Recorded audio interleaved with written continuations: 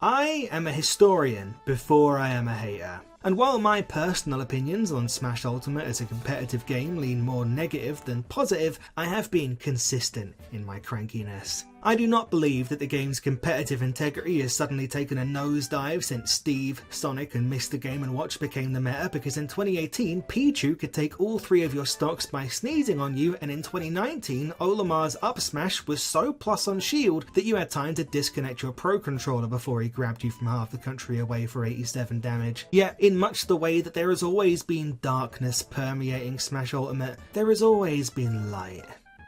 And I'm not talking about that light, though he has also been here the whole time. What a trooper.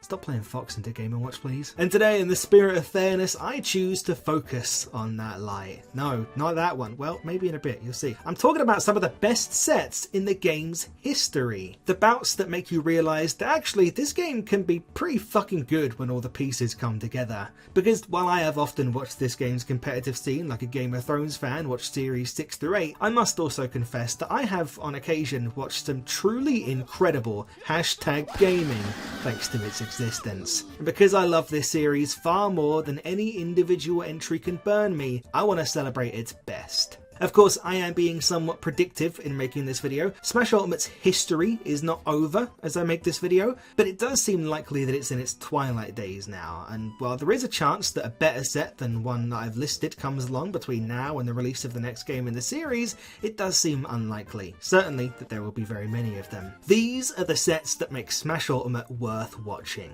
and in my mind, these are the top 10 best sets in Smash Ultimate history. And before we get started, I want to give you 5 quick honourable mentions. These will be unranked, and I will not be giving any in-depth explanation as to what makes them great, but they each came very close to squeezing on the list, and I do recommend going out of your way to watch them if you are a lover of this game. They are, in chronological order, MKLeo vs T in losers semis of Frostbite 2020, Riddles vs Sonics in winners semis of Collision 2023, Light vs Zomba in grand finals of Shine 2023, Hurt vs Arcola in winners semis of Kagaribi 12, and Zomba vs Mia in losers top 8 of Genesis X2. And now with that out of the way, we can move on to the list proper.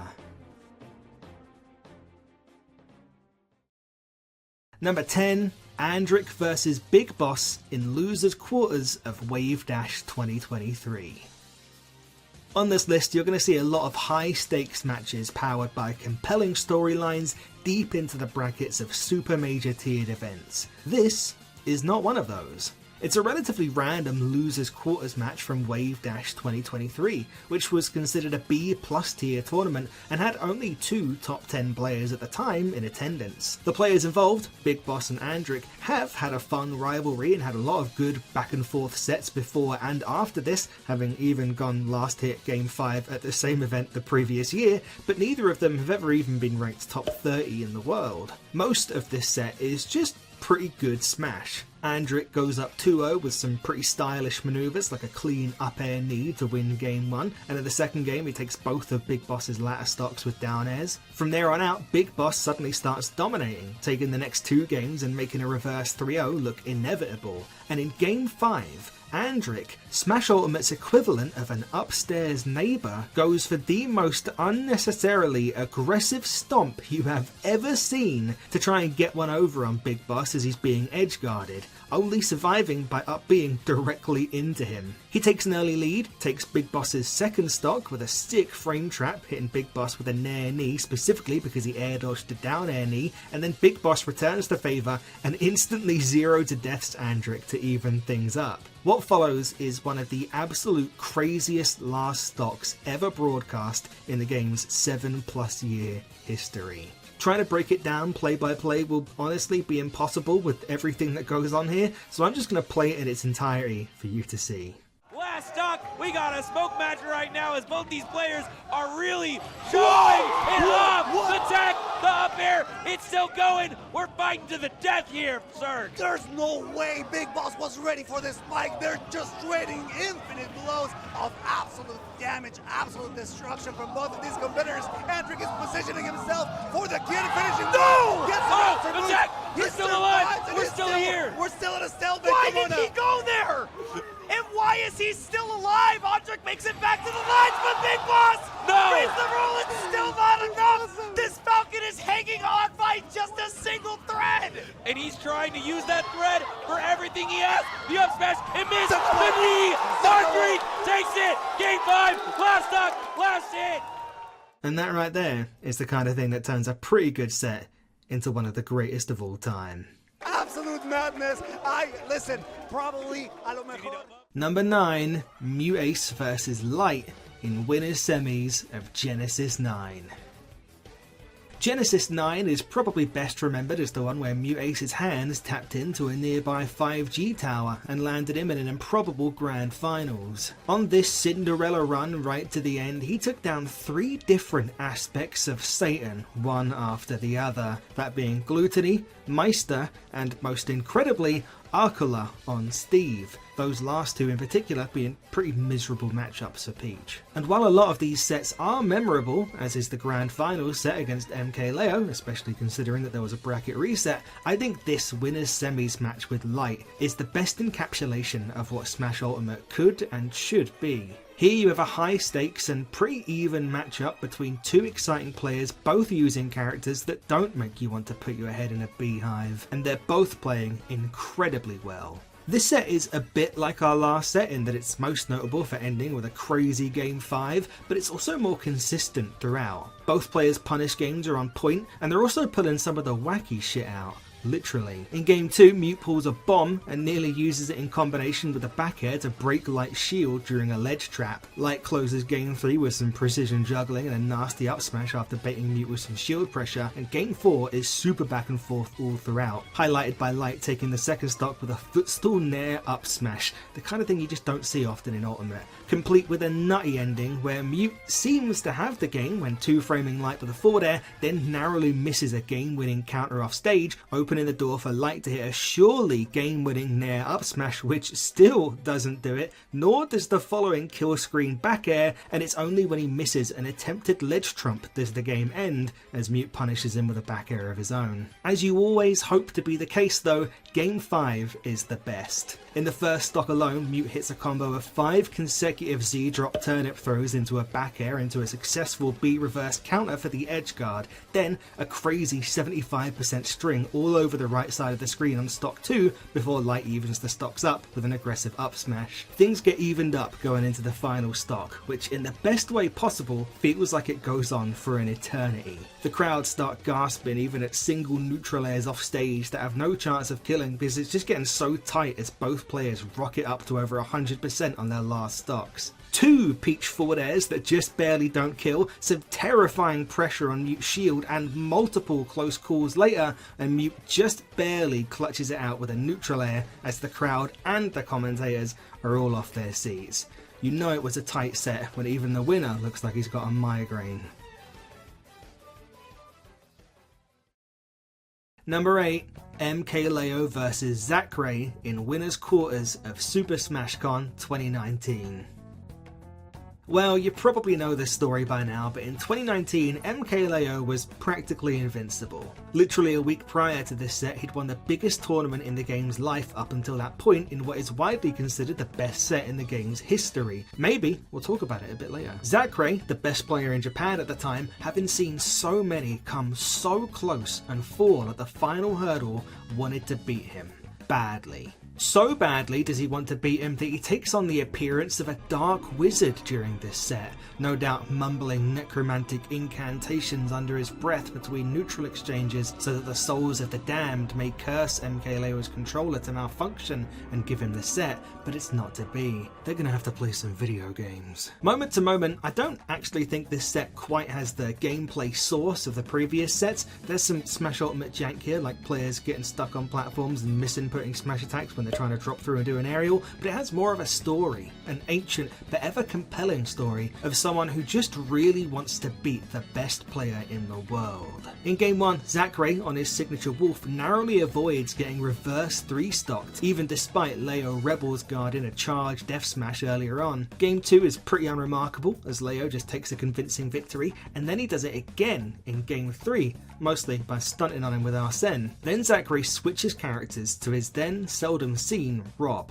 And if the crowd response is any indication, no one's quite ready for just how good this Rob is, as it near enough 0 to deaths Leo right off the bat with a sick edgeguard that just barely doesn't go his way. He then keeps up the domination, taking Leo's next stock with a Nair side B, which gets a huge pop from the crowd, who haven't seen Leo getting beaten like this in a while. I know it's hard to imagine in the modern day, but yes, there was a time where people were actively rooting for Leo to lose. To illustrate this point, the crowd literally cheers Zachary stalling Leo out with the Rob up B way up in the air in this Game 4. And after he's finished cinching that, we have a fateful Game 5 ahead. Zachary squeezes out the first stock Game 5 with a side B. His first stock then survives up to a staggering 230%. Leo then starts to pull slightly ahead for a while, but Zachary brings us to last stock with this wild drag down up air that Leo pops up out of into another jump forward up air, catching Leo as he tries to escape. One more stock chance breakout as the fans are hungry to see a top 8 with Leo not in winner's side for once. Leo gets Arsene while Zachary's at about 100%, but Zachary weathers the storm, puts a lot of damage on himself and nearly edgeguards Leo twice, also narrowly missing back airs on 2 potential tech chase reads, only for Leo to clutch with a drag down up air up smash. Poor Zachary looks devastated. Cinema, but like Grave of the Fireflies. Number 7. MK Leo vs Spargo in Grand Finals of Main Stage 2021. We now move forward in time about 2 years to find a very different MK Leo, one who is still dominant but is finding his position increasingly challenged as the meta has shifted slightly in the wake of balance patches and the largely online world of the COVID-19 pandemic. Joker's downward guns and Arsene meter charge speed had been nerfed between the last set and now, and Leo had begun experimenting with a new character, Byleth, a character who no one else was playing at an even remotely higher level at the time. So here, Leo is still extremely hard to beat, but there's a few players nipping at his heels by now. Most notably, Spargo, a young Mexican prodigy who loves K-pop and plays exclusively sword characters. Yes, it is weird how that happened twice. Spargo had been dominant during the online era, one of the few players who could consistently beat the best character in the game at the time, Wi-Fi Sonic, and had also gone back and forth with Leo before, both online and offline. Main Stage 2021 was about to be their most notable encounter yet though, as they were now meeting offline in Grand Finals of a Super Major. Leo in winners, Spargo in losers. This of course means that if Spargo wants to win what would be his first major, he needs to win 2 consecutive sets against the best player in the world. The first 2 games go back and forth, but in Game 3 Spargo makes a huge comeback to get the win, catching Leo out of his recovery with a dash attack and sending him far off stage without a jump. Then, early into Game 4, after taking the first stock, Spargo steals Leo's second stock at 0%, sacrificing his own first when he hits Leo with an aggressive Pyro up B off stage to punish him for going off deep to edgeguard him. Not even like 6 nairs and a pretty sick edgeguard from Leo in the following stock can stop Spargo from claiming the first set as he closes out Game 4 with a Mithra up smash. For the first time in the video, we have a bracket reset. Leo roars back to life with a JV2 stock in Game 1, but momentum swings back to Spargo, who takes the next 2. Now with a 2-1 lead, he's a single game away from winning that coveted first major. Despite losing the lead early on, Leo eviscerates Spargo's second stock in Game 4 with this crazy sequence. Up B to back air, off stage nair, another back air, another down B, one more for good measure. Spargo can't make it back. Leo seals out the next stock with a back air, and we are of course off to a Game 5 in the second set. Spargo gets off to an early lead, hard reading Leo's air dodge in with an up smash, and then he keeps packing the damage on, lapping Leo by over a stock. Leo does an admirable job in bringing it back, but Spargo still puts Leo on his tournament stock with 2 left on 91%. Spargo just needs this one last stock to get that major he's been clamouring for, but you can probably guess how this goes. It's a tale as old as time. Despite putting another 91% of his own back onto Leo's final stock before even losing his second, Spargo is subject to one of the most miraculous comebacks the game has ever seen. At over 100%, Leo goes for a down air off stage against the Spargo at 16% and narrowly misses, but he won't miss the next one. Off of something as inconspicuous as a neutral win with the weak hit of Byleth's forward air, Leo combos into a dash attack, sending Spargo off stage. Spargo still at less than 40%. Spargo, seemingly panicking as the pressure of the situation mounts, jumps and air dodges, which is hard punished with a back air. Leo reads Spargo's side B recovery, jumps right over it, and dumpsters him with the exact down air he'd nearly stolen the set with just moments ago. With his back against the wall, Leo's done it again and reminded everyone that he's still the best in the world right now, delaying Spargo's coronation just a little bit. Almost a perfect set, except that it didn't go to game 10 and the whole thing's on Stadium. Let's do something about that stage list, guys. Number 6. Doramigi vs Mia in Grand Finals of Kagaribi 14. It is often said that a picture tells 1,000 words, but when you look at this picture, tell me, dear viewer, what words come to mind? Perhaps considering that you're seeing Mr. Game & Watch and Min Min on the screen, you're thinking of words such as lame and cringe. But in this case, I'm afraid you've interpreted the art in the wrong way. The word you're looking for is incredible. Let's zoom out. As you can see, this is a grand final set between Mia and Doramigi. Mia is up 2 games to 1, and in this game 4, he's up 3 stocks to 1.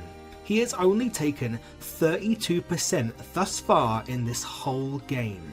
Doramigi, on the other hand, is on potentially his final stock of the tournament at 47%.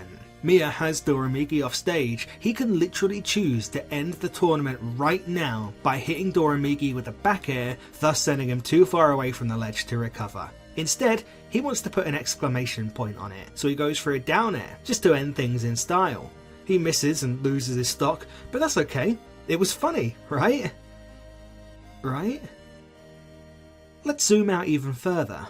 Earlier in 2025, Doramigi had been ranked the #1 Smash Ultimate player in the world for the first half of the year. He had no doubt earned this with his results, but it became increasingly clear in the second half of the year that maybe he'd been able to achieve this in part because he had been able to dodge Mia. I say this because prior to this Grand Finals set at Kagaribi, the tournament record between the two was 15-0 in Mia's favour, and they had now met multiple times at the climaxes of major events in the latter half of the year. They met in Grand Finals of Supernova 2025, and it was a sad and anticlimactic 3-0. They met in Grand Finals of Riptide 2025, and it was a sad and anticlimactic 3-0. And here at Kagaribi 14, when Doramigi pushed through her in Losers Finals to give us yet another Doramigi-Mia Grand Finals, a collective sigh fell across the viewer base. Time for another quick 3-0, we all thought. And we were right, but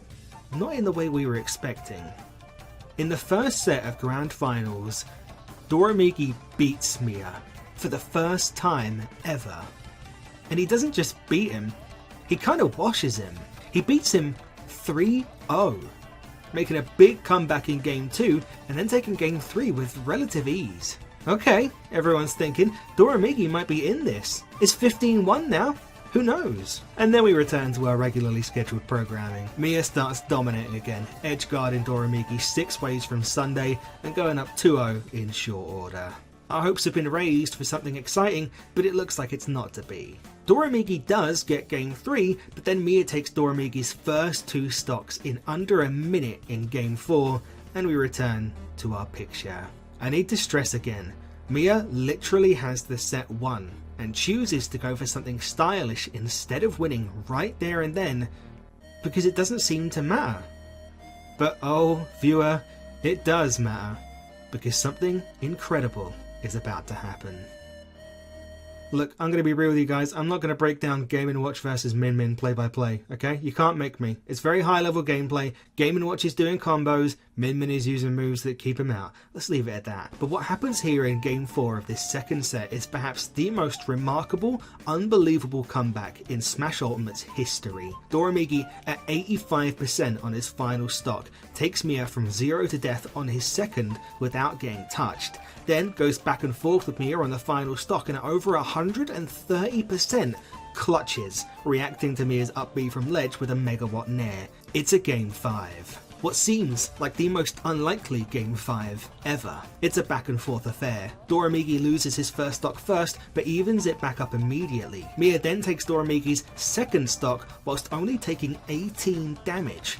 Yet again, for the second time in a row now, Doramigi has to make a big comeback. And he does.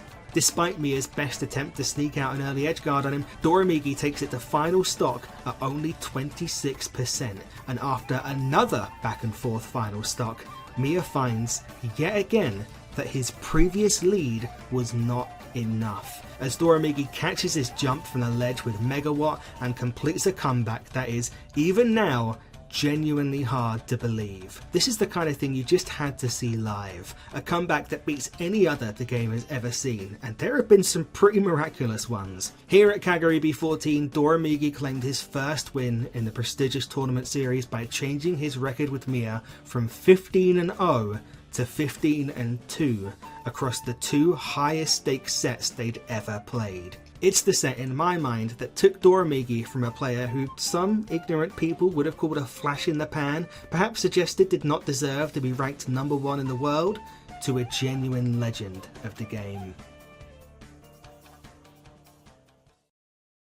Before we go any further, a couple quick orders of business. Mars, if you're watching this, you know you have to retweet it, right? That's right, I see you there, streaming. Well, there's a link below to my Twitter and the video will surely be one of my most recently posted tweets. That goes for all you reactors. You've all been hard read. Get clicking. Hi chat. Secondly, Patreon. If you want access to videos like this a day early or your name in the end credits, I would greatly appreciate it if you would head on over to patreon.com/nocturnalfudge and help your boy out a little bit monetarily. Making videos like this and making decent money from it when every second sponsor is some soulless generative AI bullshit that I would never promote is hard, but you can make it a little less hard with your support. I would be very appreciative, especially because much of it is going to go towards funding that game I'm making. If you're curious about that and this is the first you're hearing about it, you can find out more here, and there will be more exciting updates to come in the future. Link is of course in the description. Please don't feel obligated, but it would help me out a lot. Thank you very much. Number 5. Tweak vs MKLeo at Ultimate Summit 5 in Losers Round 2. At Smash Ultimate Summit 5, perennial top 10 player Tweak took a hard loss to Light in Game 5 in Round 1 of Winner's Side and dropped to the Losers bracket. There, in Losers Round 2, he found himself against an opponent most could scarcely believe. Not just because of how rare a sight it was to see MKLeo in Losers this early, but because of the exact rivalry these two players have had, one that defined much of early Ultimate and that I'm sure we'll be talking about again pretty soon. MKLeo himself had taken a Game 5 loss to Riddles in the group stages and another to Gluttony in the Gauntlet phase. Now, perhaps the two overall best players in Smash Ultimate's competitive history to this point were about to play in Losers Round 2, with only one able to even make it to top 8 of a tournament that had previously literally only been won by them and one other player. Leo, as was often the case, had been relatively dominant over Tweak early into the game, but Tweak, unlike most players, had begun mounting a comeback in the set history, having taken multiple wins over Leo as the years went by, perhaps most notably in the grand finals of Smash Ultimate Summit 3. Now, one of these former Summit winners was about to bow out at 9th place, as the venue and the viewer base sat on pins and needles. To start, Leo elects to go with his newly minted Pyramithra as opposed to the Byleth that had earned him a lot of his post-quarantine success. Tweak, on the other hand, was on his own proven post-quarantine character, the Diddy Kong that had won him Summit 3. This, in fact, is the exact same matchup as that previous Grand Finals. In Game 1, Tweak speeds ahead with the lead and then hits a pretty nice nasty 65% banana combo on the right side platform before closing out a pretty pedestrian 2-stock. Things start off even worse for Leo in game 2 after Tweak forces him off stage with a monkey flip and 2-frames him with a down air for an instant 0 to death. Then hits yet another 60+% banana combo on the hollow bastion platform. Game 2 is one of those ever uncanny moments in which you see Leo get genuinely dominated. Tweak actually having a 3-stock but losing his first stock just because he goes for a down air on an already dead Leo. Clearly, much like I was thinking watching their reveal during the February 2021 Nintendo Direct, Pyramithra is not it. Leo's staring down the barrel of 9th place at a tournament he's won twice, and he's forced to switch to the Byleth we saw clutch out the main stage grand finals over Spargo earlier in the video. Tweak snipes Leo off stage with a banana for his first stock in game 3, then just keeps slapping him about, lapping him on the second stock. By the time Tweak's at over 50 on his second stock, Leo is at 100 on his final stock, potentially his final stock of the tournament. Tweak hits Leo with a down tilt forward smash that kill screens. For a moment, it seriously seems like that's just it. Leo's out, 3-0. But he survives by the skin of his teeth, as improbable as a win in this game looks. Leo takes the second stock with a down tilt up air, but he's still got over 100% to make up. And you know the vibes by now. Of course, he does exactly that. After putting only 44% onto Tweak, he grabs him out of the air on the left side of the screen with Byleth up B, combos it into a perfectly tippered back air, and steals the game from Tweak, who dies at 81% after the hit. Leo having been at 126% on that final stock for what feels like forever. It's a known fact at this point that Leo has historically been so clutch in this game that even when you go up 2-0 on him, he is still statistically favoured to win. Tweets and quips and even videos galore have been made about this insane statistic, but surely it's not going to happen here to a player on the level of Tweak, is it?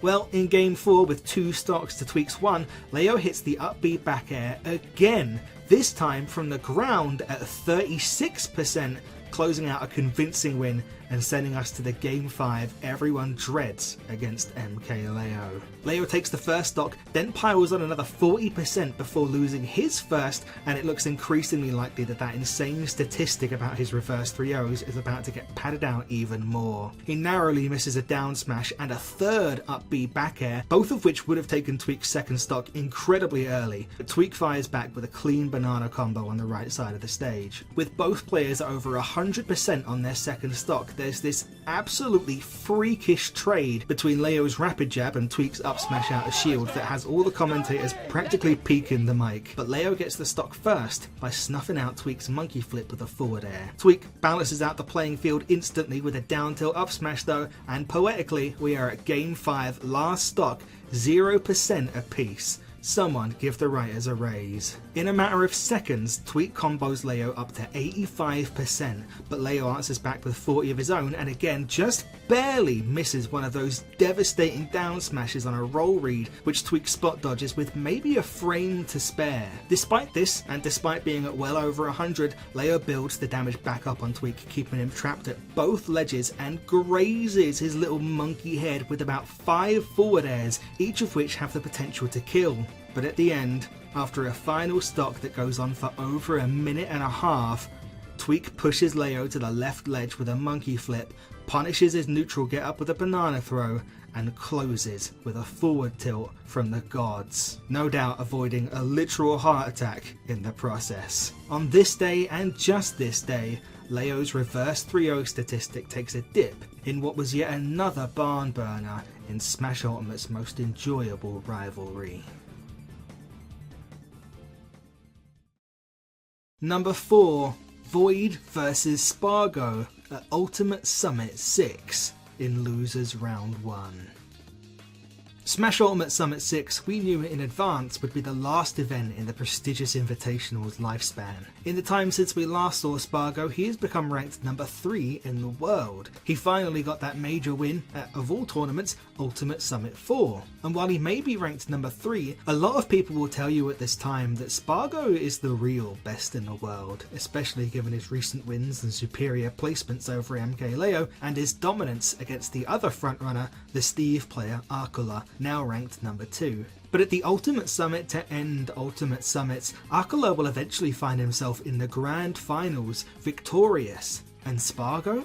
He starts off finals day on the loser's side, after taking losses to Mutace and Riddles in the group stages, and another one to Mario player Kurama in the gauntlet phase. His opponent is Void, one of the all-time greats of Smash 4, who started off Ultimate as a bona fide top 10 player, even reaching grand finals of the original Smash Ultimate Genesis. His character, Pichu, was pretty harshly nerfed relatively early into the game's lifespan though, and competition starts to take a bit of a backseat for him. He does still play and put up solid results with his old Smash 4 main, Sheik, but she is a significantly worse character than her Smash 4 incarnation, despite what Sheik mains, the world's biggest consumers of copium, will tell you. Void at this point considers himself more of a streamer and content creator, to the point that he rarely enters tournaments nowadays and didn't even qualify for Ultimate 6, instead being one of the players who was voted in by fans. So it's safe to say on paper this match looks like a bit of a wash, but this paper is toilet paper and it's about to get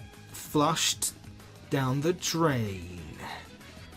I don't care what you think. In Game 1, Spargo is up over 100% in the final stock. He hits a kill screen back air that just barely doesn't finish the job, then goes for a limit Klim hazard that gets blocked, and Void takes this opportunity to fire right back. A couple up airs, back airs, and crucially reads on panicky defensive options later, Void has hit Spargo off stage with a nair that steals his jump and the game. It completely slips out of Spargo's fingers. Void then starts off game 2 absolutely styling on Spargo, comboing him all over the stage until Spargo brings it back with a double dunk forward air off the right side of the stage at 50% to take the lead. Void immediately evens it back up with a nair bouncing fish, and despite trailing Spargo for the entire final stock, clutches on him again, comboing him all the way to the left side of the stage, baiting out an aggressive landing, punishing it with a back air, and then closing with another bouncing fish. Void at 136%, Spargo at barely 70 before the closing sequence,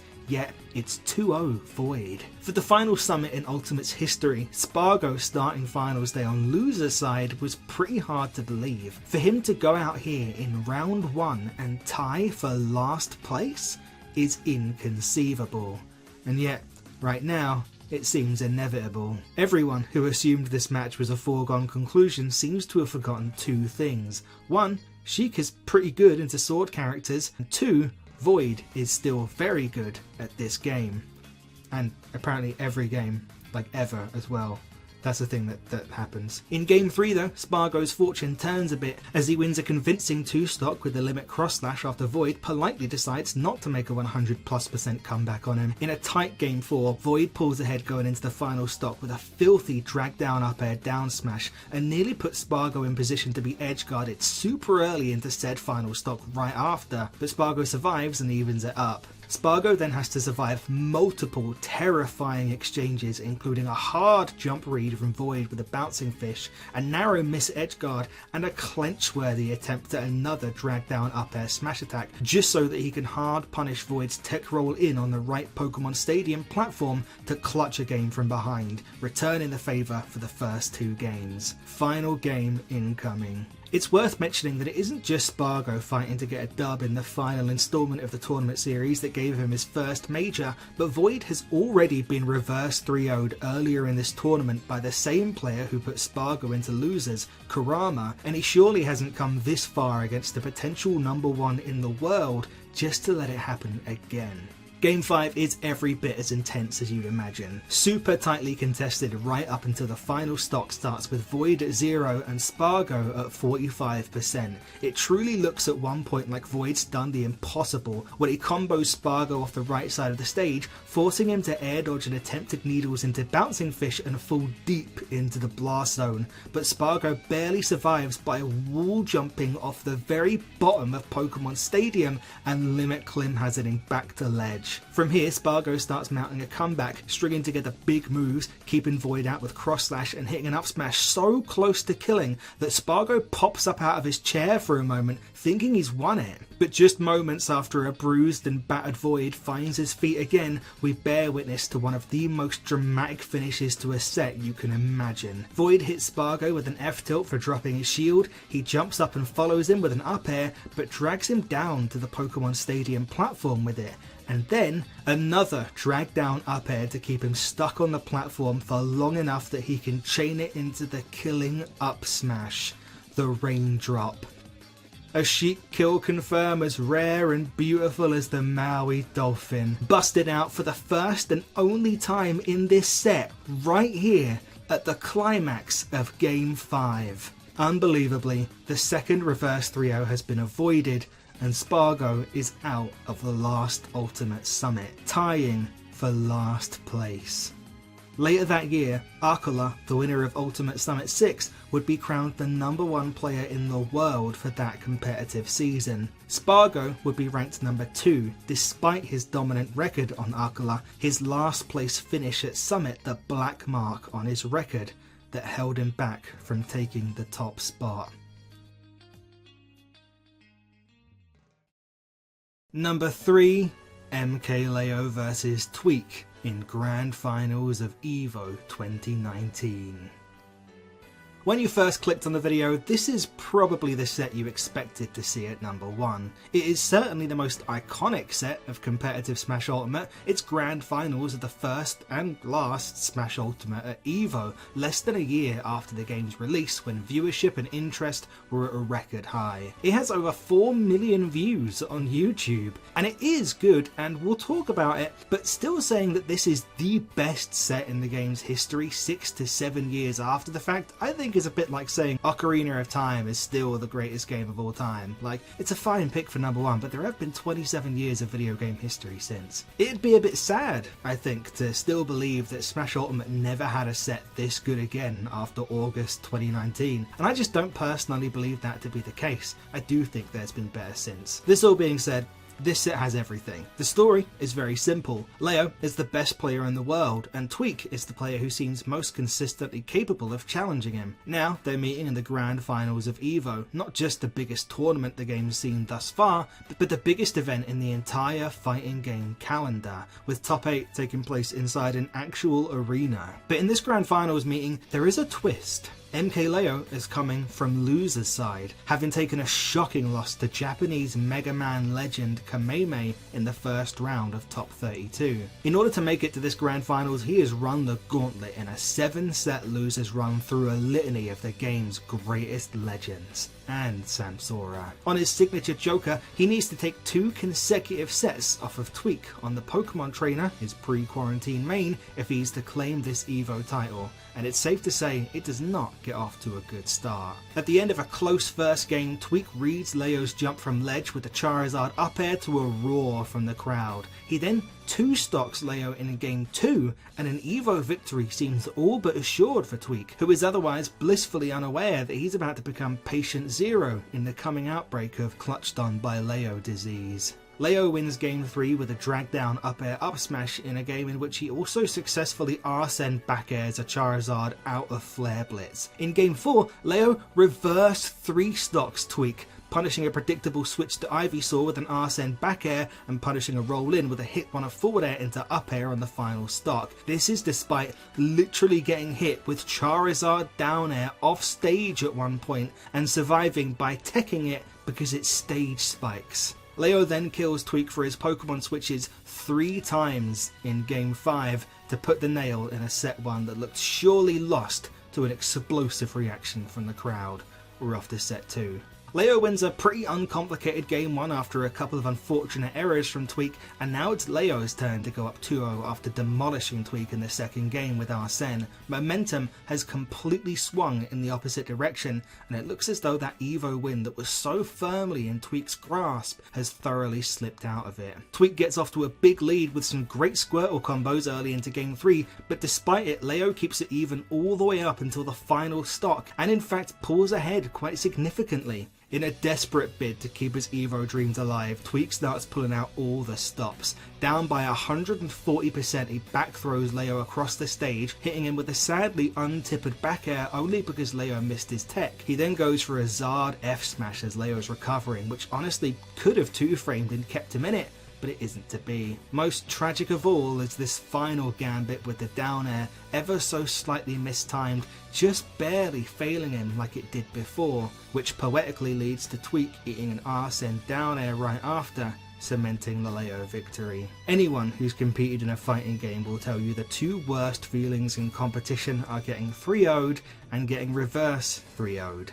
Here, on the biggest stage of all, Tweak experienced both in the span of about 20 minutes. You just can't help but look back at that down air in game 4 and think of the Doramigi Mia image, but in like a totally different context. How different things would have been if the spike hitbox and not the weak hitbox of that move had just connected. If Doramigi Mia is some kind of dark comedy, this will forever be Smash Ultimate's preeminent Greek tragedy.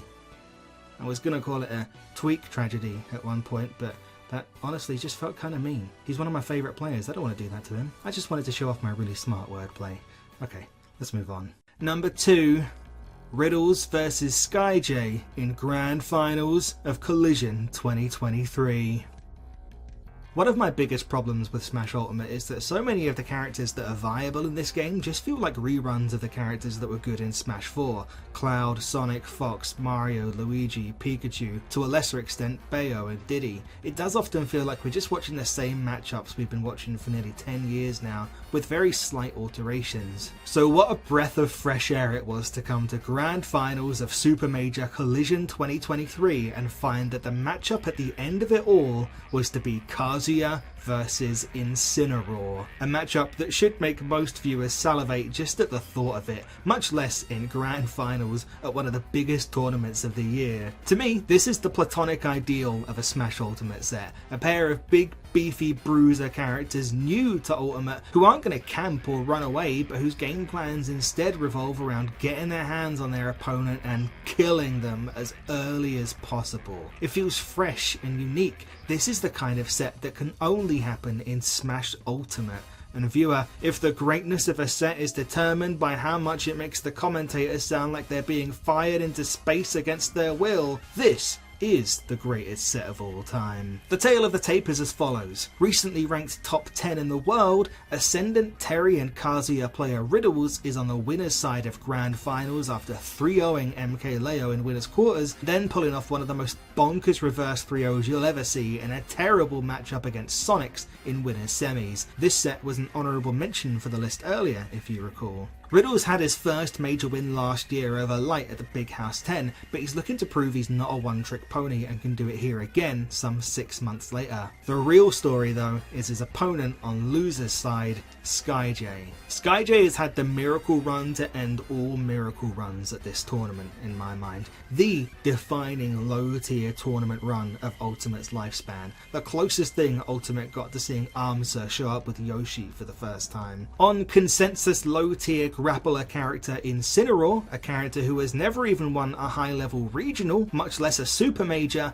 SkyJ has run the gauntlet of terrible matchup after terrible matchup and won. To get to this grand finals, he's beaten Lima's Bayonetta, DeBuzz's Rosalina, Meister's Mr. Game & Watch, and then he's beaten Spargo twice. To beat Spargo with a character like this once is a career highlight, but to do it twice is the kind of thing that, well, gets forever enshrined in a video like this. Riddles did beat SkyJ in a competitive but convincing 3-1 in winners finals, but after the second win over Spargo, SkyJ has his second chance, and the stage is set for an Unga Bunga caveman showdown, the likes of which the game will never see again. In game 1, SkyJ takes the first stock and then takes the second stock with this filthy offstage revenge revenge on Kazuya's up B into an instant double jump forward air, but Riddles ekes out the comeback in a scary last stock. In Game 2, SkyJ near enough 0 to deaths Riddles with an early offstage down air, but Riddles recovers and takes an even more convincing second game. SkyJ's Cinderella run looks sure to end with a whimper, but someone hasn't told him yet because he takes a crazy Game 3 that opens with him revenging Kazuya's up B offstage again into an instant nair that does 40%, then sees him revenge an Electric Wind Godfist to even up the second stock with an Alolan Whip that deals 67%, and then closes when SkyJ back throws Riddles off stage and catches him with an absolutely maniacal Alolan Whip on the left side of the screen as he tries to recover at 17%, which kills. After working up the crowd into a frenzy with that win, I'm not even going to describe it. In the first 10 seconds of Game 4, SkyJ does this. Riddles isn't exactly no stranger to kind of falling apart to pressure sometimes. Oh my god! Get the fuck out of here! What did I see? SkyJ is one of my favorite fucking people to watch, period. This is followed up by a perfectly spaced stutter step F smash from SkyJ to outrange an attempted Electric Wind Godfist and take the second stock, and on the final stock he hits 2 revenge boosted Alolan Whips for over 50% each, and then sends us to Game 5 with a forward air off stage. It's a 2 stock, and a mind-melting reverse 3-0 and tantalising second set is now on the table as the crowd practically blow the roof off the place. SkyJ catches Riddles out of his jump with an Alolan Whip for the first stock, but Riddles quickly evens it up with a sick Tech Chase Death combo on the left platform. In an instant though, SkyJ grabs Riddles, hits him with a down throw into a couple of up airs, and very nearly hits him with the same cross-chop finisher he obliterated the first stock with in the last game, but Riddles falls out of the second hit. Maybe with SDI, it's genuinely hard to tell. Not to be deterred though, right after SkyJ hits yet another crazy Alolan Whip off stage to kill Riddles at 90% after the hit and go up a full 2 stocks to 1. Neither the commentators nor the crowd can seem to believe it, and the bracket reset becomes increasingly likely. Riddles nearly 0 to death SkyJ right after though with a string that sends him up to 122% and just narrowly misses the Electric Wind Godfist finisher. SkyJ then revenges the next Godfist and looks poised to pack on another 50% with a single move as he's done so many times before in this set, but Riddles is able to hit him out of his attempted Alolan Whip for the up B finisher and sends us to a very even last stock. On this last stock, Riddles whiff punishes an Alolan Whip with another Electric Wind Godfist for a quick 70% combo, just as he spikes SkyJ back into the ground to reset the combo. With the next EWGF though, SkyJ looks into the eye of the storm and revenges it. Now supercharged to do massive damage off a single interaction as the crowd descend into genuine screams of terror. SkyJ hits the boosted Alolan Whip, and despite it being on Kazuya in the middle of the stage at 40%, it kill screens and deals over 60 damage. SkyJ barely misses a couple more Alolan Whips, but hits enough aerials to knock Riddles out of his Rage Drive, Kazuya's own comeback mechanic, but he doesn't need it. Whiffing a down tilt at the ledge, no doubt trying to 2-frame Riddles as he recovers, SkyJ at 70% to Riddles 137 gets crumpled by the Kazuya side B from the ledge, which Riddles converts into the killing combo to snuff out the reverse 3-0 in the closest thing Smash Ultimate will ever see to a UFC fight. As disappointed as I was, and still am, to not have seen a second set, you can't be sad that it's over. You've got to smile because it happened. This is my personal favourite set of Smash Ultimate. It's the only one I recall actively going back and watching on YouTube the morning after it happened. I do think it's the peak of what the game can be, but I must confess, when trying to be objective, that I do think there's one better.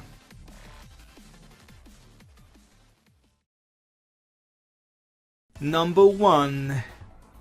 Gluttony vs Tweak in Grand Finals of Terra 2023. No, I promise this is not my European bias speaking. I do think this is just the best set in Smash Ultimate history. It is certainly aided by the incredible European crowd, which puts most sleepy American crowds to shame, but moment to moment, I also just think Gluttony vs Tweak in the Grand Finals of Terra is the best Smash Ultimate has to offer. Terra 2023 was to be Europe, specifically France's magnum opus, a massive international tournament that brought some of the world's best, namely Spargo, Zomba, Light and Tweak, over to the continent, the latter two for the very first time. As a quick side note, the reason France has so many more majors than any other European country is because their government literally invests in esports. They fund a lot of it. Emmanuel Macron has met Gluto. Far be it from me, being from the UK, to complain about not being privileged enough, but we don't get shit over here. It's not that France are just like magically better than every other country in Europe at hosting tournaments, it's that they literally get the money to do it. I know trying to explain international geopolitics to a largely American audience is like trying to explain chess to a dog, but I just wanted to get that out there.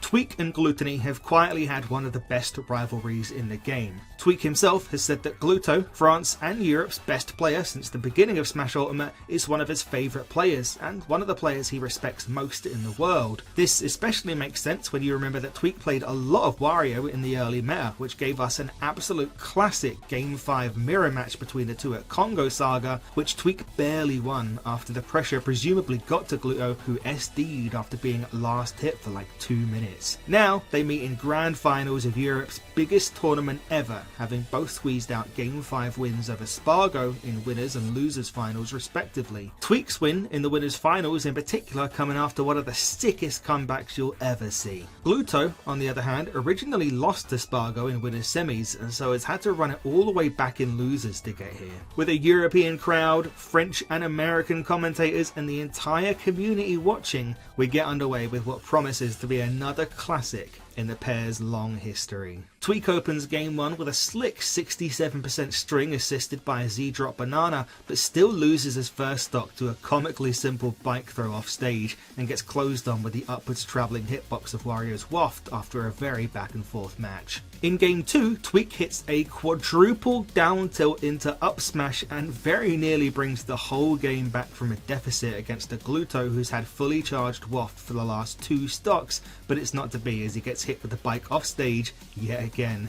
2-0 Gluto, a bracket reset looms. Gluto takes Tweak's first stock early into game 3 with a triple forward air off stage that leaves him too far away from the ledge to recover without a jump. Vuvuzelas sound out in the crowd, the French fans jubilant at the prospect of Gluto taking this to set 2. Another sick edge guard and a tech roll in punished with a fully charged Waft later, and the fans have indeed gotten their wish as Gluto secures the 3-0 and the bracket is reset. Gluto opens up with a beautiful 0 to death on Town and City to ring in the second set. Nair into up air into back air, Nair 1 out of the jump, Nair 1 again to punish the air dodge, chain it into a dash attack to send him off stage, chase his recovery under the stage and knock him out of the barrels with a forward air for a gimp. Pristinely executed. Tweak then practically 0 to deaths him right back with a series of strings and a banana F smash, and despite starting off the game so behind, he finishes Gluto's last stock off with a banana forward air with 2 remaining, having only taken 72% after the initial 0 to death. Game 2 of the second set is a nail biter, but Gluto cinches it from behind by stage spiking Tweak with a nair just as he's trying to recover. Throughout this set, something that's been keeping Gluto competitive is his phenomenal item game. He's frequently catching and Z-dropping Tweak's banana and even using it to threaten Tweak with follow-ups himself, having put him in a pretty uncomfortable, potentially near Waft situation in this very game, though he wound up not needing it. In between this game and the next, the French players begin singing a literal French hymn in the audience as the crowd, as it often does in Europe, starts to take on more of the ambience of a football stadium than a Smash tournament. Gluto sends Tweak off stage early in game 3 with a falling up air into back air and then reaves his soul, covering Tweak's jump with another back air to claim the stock and an early advantage. Thanks to the aforementioned incredible item game, Gluto then also claims the second stock by dropping Tweak's banana on him as he's trying to recover, gimping him yet again. The wah chants, which have been ever present throughout the set now, intensify, surely foretelling of a nasty end for Tweak. Sure enough, Gluto rips his nastiest fart yet shortly after, hard punishing Tweak for a tech roll in with the Waft to go up 2-1 in the second set, much to the crowd's delight. The first stock of Game 4 alone goes on for over 2 minutes, only ending when Tweek gets caught off guard by, of all things, the wheelie on the Wario bike and loses his stock for it, but not his head, as he evens it up immediately and takes a big lead with some clean strings. That big lead is almost immediately dissipated though with another waft combo from Gluto, who is now on tournament point. With Gluto's waft expended on that second stock though, Tweek is able to nickel and dime his way back into the game with some more clean strings, narrowly evades a potentially tournament winning F smash at the ledge from Gluto with a roll, and takes us to a final game, Game 8 overall now, with a banana throw into monkey flip kick. The commentators are losing their minds, the lights are buzzing on the stage, but the European crowd are reduced to a tense murmur. It all comes down to this. Game 5 in the second set.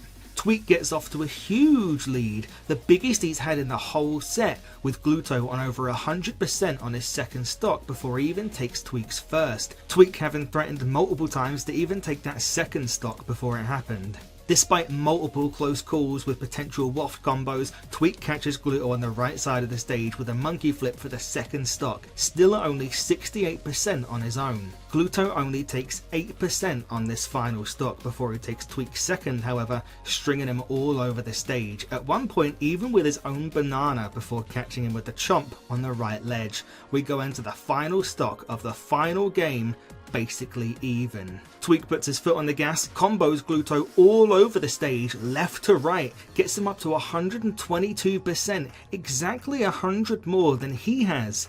Then he pulls a banana. This is supposed to be his neutral tool. It's supposed to allow him to exert stage control and extend combos, but in just a moment, it's about to lose him the tournament. I'm going to shut up for a minute and let you watch yet another of the incredibly dramatic set endings Smash Ultimate has given us over the years. Bike out, banana out. Getting dizzy out. right now. Everything, the kitchen is out. Up throw to up here, now he's going to cover any wall, just having the evasive option of Tweek. He wants to get the web. The positioning is so good from Gluto. The bike, what? That's gonna do it! Oh my god! Oh my god! This is the win of Gluttony! Oh my god! As Tweek throws the banana down, Gluto catches it with his nair, which hits Tweek onto the platform, forcing him to tech. Gluto times the banana throw upwards perfectly as he gets up, stunning Tweek for just long enough that he can hit the game and tournament winning waft, as the flatulent Frenchman defends French and European home turf from the American invader. The venue, the commentators erupt, surely knowing that they have just seen some of the best Smash Ultimate ever. To me, this is just everything good about Smash in one. It's incredibly high level gameplay all throughout from two top level players with a great rivalry playing fun characters in front of an ungodly loud crowd who are extremely invested. Anyone who's played or watched Smash Ultimate at an even slightly higher level should be able to watch this set and appreciate this for what it is. A substantial, highly competitive and emotionally charged masterclass, and a shining exhibition of what this game can be.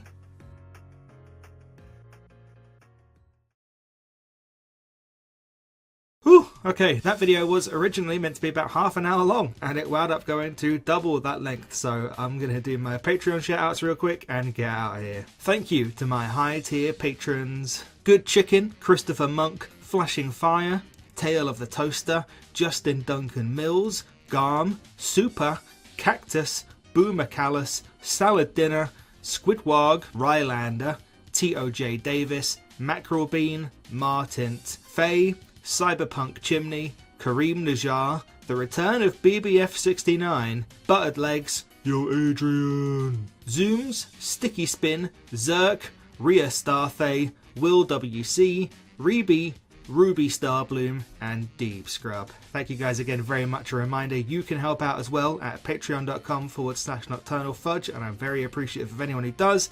I hope you enjoyed, and I'll see you all next time.